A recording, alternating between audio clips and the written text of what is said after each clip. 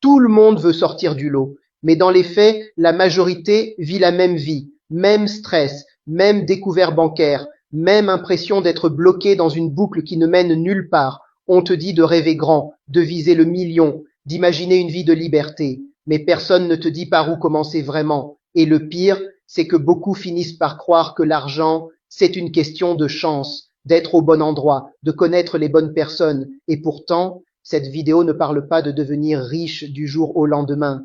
Elle parle d'un seuil, un cap que presque personne n'explique correctement. Les premiers 10 000 $. Pas parce que c'est une somme magique, mais parce que c'est le moment où tout bascule dans ta tête. Quand j'avais 18 ans, je n'avais rien, pas de diplôme, pas de réseau, pas d'argent, mais j'avais une certitude. Si je pouvais gagner de l'argent une fois, je pourrais le refaire. Alors, je n'ai pas cherché à devenir millionnaire. J'ai cherché à prouver une chose simple, que l'argent est une compétence, pas un coup de dé. Et aujourd'hui, avec du recul, je peux te le dire sans hésiter. Ces premiers 10K ont été les plus durs à gagner. Mais une fois atteint, tout a changé. Et pour comprendre pourquoi ce cap est aussi important, il faut revenir au tout début. Quand tu démarres de zéro, la plupart des gens font exactement la même erreur. Ils compliquent tout.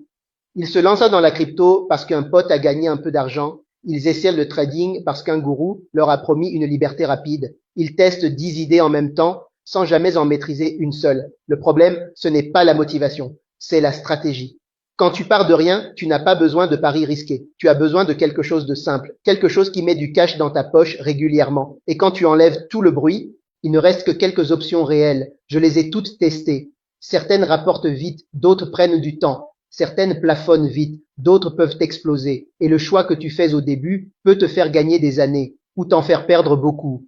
La première option, c'est vendre des services en présentiel. Ça paraît banal, presque trop simple pour être sérieux. Coaching sportif, livraison, montage vidéo local, coiffure, nettoyage, dog walking. Mais la vérité, c'est que ce sont parmi les moyens les plus rapides de gagner de l'argent quand tu pars de zéro.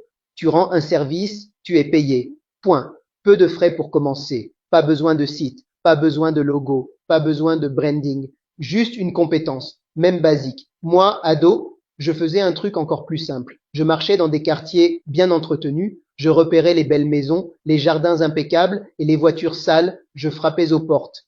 Je proposais de laver la voiture. C'était presque un pari psychologique. Si quelqu'un prend soin de son jardin, il veut aussi que sa voiture brille devant chez lui. Ça marchait. Mais très vite, j'ai compris la limite. Tu échanges ton temps contre de l'argent, un client à la fois, un plafond que tu ne peux pas dépasser. Certains mois étaient bons, d'autres beaucoup moins. Alors passons à la suite. La deuxième option, c'est vendre des produits locaux, des choses que tu fabriques toi-même. Gâteaux, objets faits main, art, produits agricoles. Sur le papier, c'est séduisant. Tu crées quelque chose, les gens l'achètent. Tu te dis que tu pourrais en vivre. J'ai testé. Avec l'argent que je gagnais en lavant des voitures, j'ai commencé à acheter des pièces pas chères pour construire des petits modèles réduits. Je les montais chez moi, puis je les revendais à des passionnés le week-end dans un club. Et au début, j'adorais ça, vraiment. Sauf qu'un détail m'a rattrapé très vite, c'est les marges. Le matériel coûtait cher, le temps passé était énorme, et les clients capables de payer un vrai prix, très rares. Je travaillais beaucoup, pour peu. Et c'est là que j'ai compris un truc important. Aimer ce que tu fais ne suffit pas si le modèle économique est bancal. Les produits locaux, c'est cool, c'est gratifiant. Mais pour atteindre tes premiers 10 000 rapidement, c'est souvent trop lent et trop limité.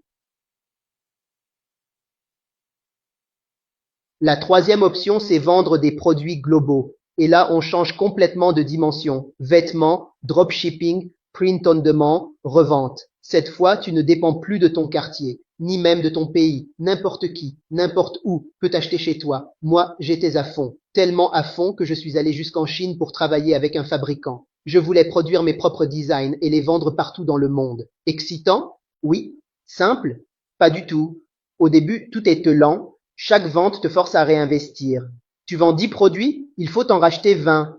Ton argent ne va pas dans ta poche, il reste bloqué dans le stock, encore et encore. Mais quand ça démarre vraiment, c'est puissant. À terme, c'est l'un des moyens les plus passifs de gagner de l'argent. Mais il faut accepter d'attendre 1 à 3 mois minimum avant de voir quelque chose de solide. Donc si tu es patient, c'est une excellente option.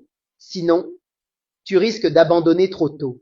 Et maintenant, La quatrième option, celle que je choisirais sans hésiter si je repartais de zéro aujourd'hui, vendre des services en ligne.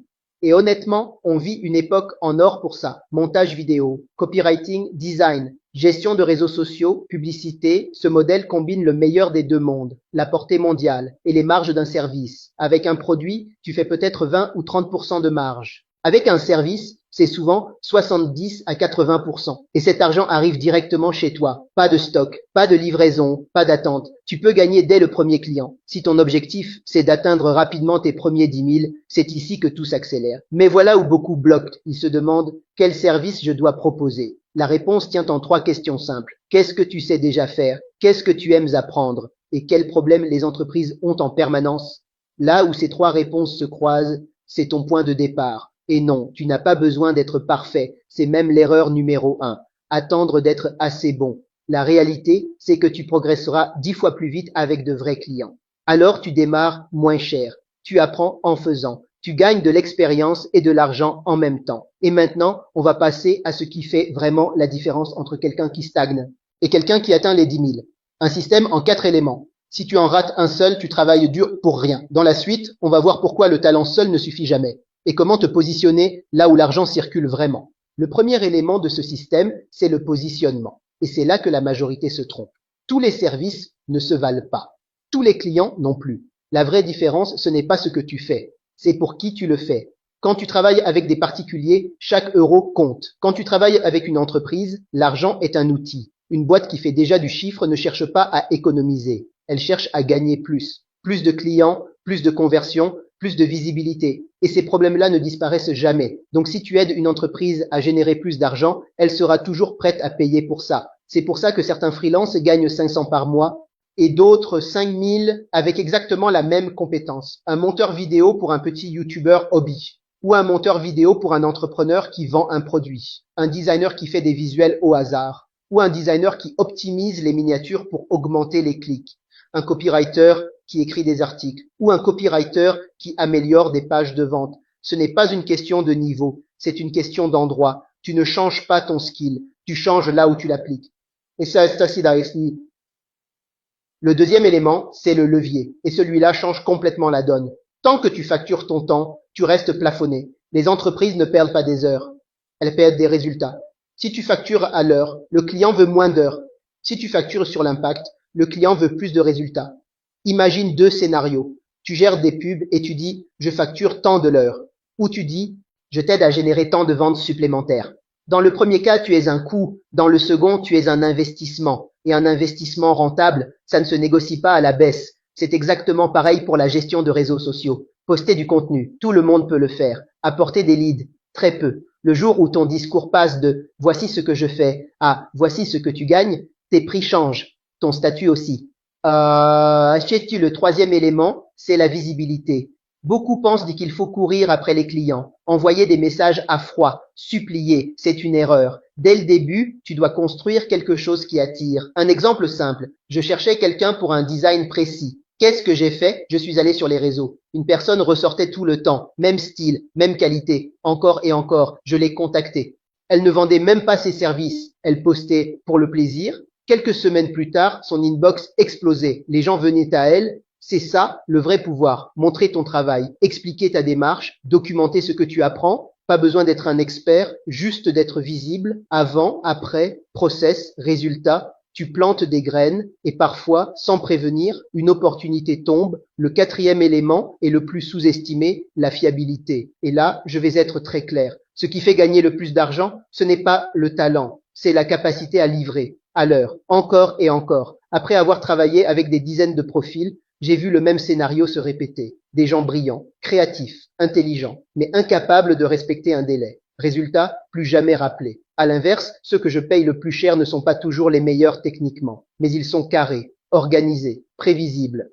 Et dans le business, prévisible, rassurant. Si tu veux te démarquer, ne mise pas tout sur ton talent. Mise sur ta structure, savoir qui contacter, quand relancer, quoi livrer, et à quel moment. Les gens qui réussissent ne se fient pas à leur mémoire. Ils utilisent des systèmes. Et c'est souvent ce détail invisible qui sépare ceux qui stagnent de ceux qui passent les 10 000. Quand l'argent commence à rentrer, il y a un piège dans lequel tombent presque tous les jeunes. Ils veulent te montrer qu'ils ont réussi, avant même d'avoir sécurisé quoi que ce soit. Nouvelle voiture, vêtements chers, sorties tous les week-ends. Mais la vérité est simple, tant que tu n'as pas construit une vraie base, dépenser ton argent est la manière la plus rapide de redevenir fauché. La différence entre les riches et les vraiment riches ne se voit pas tout de suite. Les riches dépensent leurs revenus. Les riches durables utilisent leurs revenus pour en créer plus.